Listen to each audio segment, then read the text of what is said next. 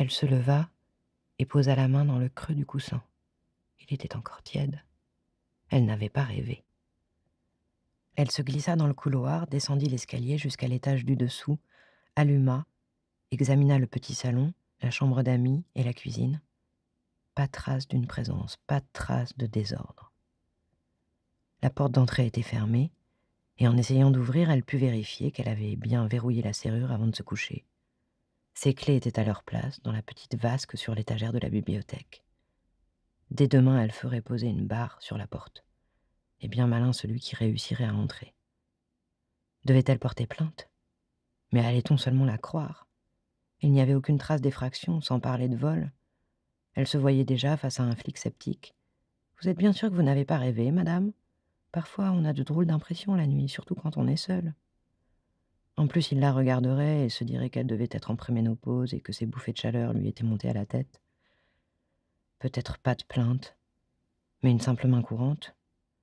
Je crois qu'on est entré chez moi cette nuit, non pas d'effraction, mais j'ai entendu du bruit. C'était presque la vérité. Et j'ai eu tellement peur que j'ai mis du temps à aller voir. Quand je suis descendue, il n'y avait personne. Elle ne serait ainsi pas obligée de répondre à des questions indiscrètes. Y a-t-il quelqu'un qui pourrait vous en vouloir? Un ancien petit ami, etc. Elle remonta se coucher. Elle n'avait plus sommeil, mais se résolut à éteindre et resta les yeux ouverts dans le noir pendant de longues minutes. Quelle étrange aventure! Si improbable que même ses meilleurs amis auraient du mal à la croire. Elle-même, d'ailleurs, comment se faisait-il qu'elle n'ait pas eu plus peur? Courage ou inconscience? Elle se réveilla en sursaut pour se rendre compte que le sommeil avait fini par l'emporter. Le silence profond de la nuit l'accueillait. Le chat Moore dormait, le menton posé sur la couverture. Elle se rendormit encore un peu moins sûre de la réalité de son expérience. Le rendez-vous n'eut pas lieu dans le cabinet du docteur Wendel, ni dans le bureau de Jean-Claude Dolph. Jérôme Kaplan avait loué pour la circonstance à son nom une chambre d'hôtel dans un relais château 4 étoiles, situé à 15 kilomètres du centre-ville. Le chauffeur fit le tour de la propriété, et le chef du clan Dolph entra à 8 heures pile par une des portes situées à l'arrière de la grande bâtisse blanche aux 50 fenêtres. Il était à jeun et n'avait même pas avalé un verre d'eau depuis son réveil. Suivant les indications que lui avait données son éminence grise, il suivit un long couloir au sol dallé de pierres blondes, gravit un escalier jusqu'au second étage, ouvrit une porte palière et se trouva dans un couloir plus vaste et plus luxueux, couvert d'un épais tapis rougeoyant. Il avança jusqu'au bout du couloir et toqua à la dernière porte.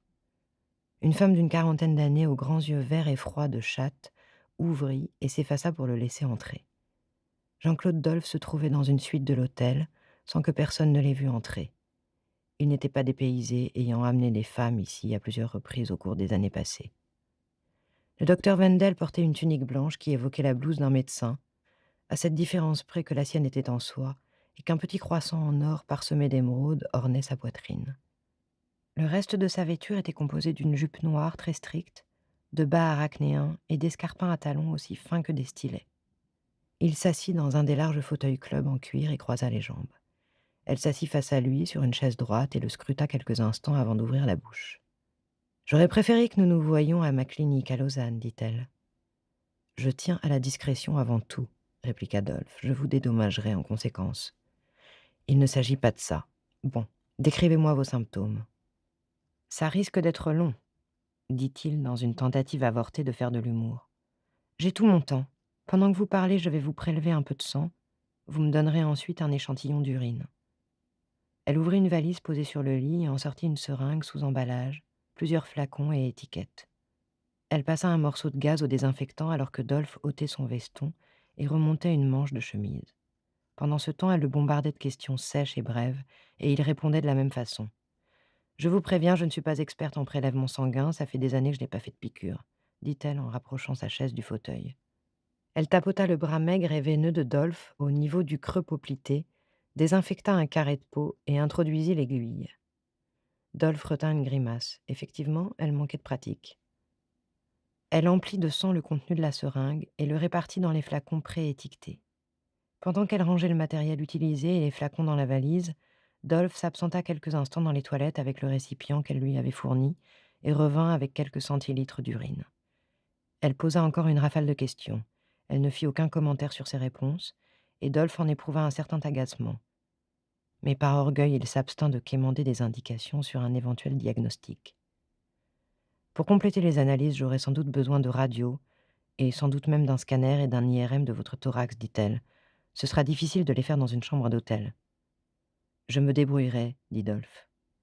Eh bien, c'est parfait, dit la femme. De quelle manière puis-je vous contacter? Vous contacterez Jérôme Kaplan qui me transmettra. Comme vous voudrez.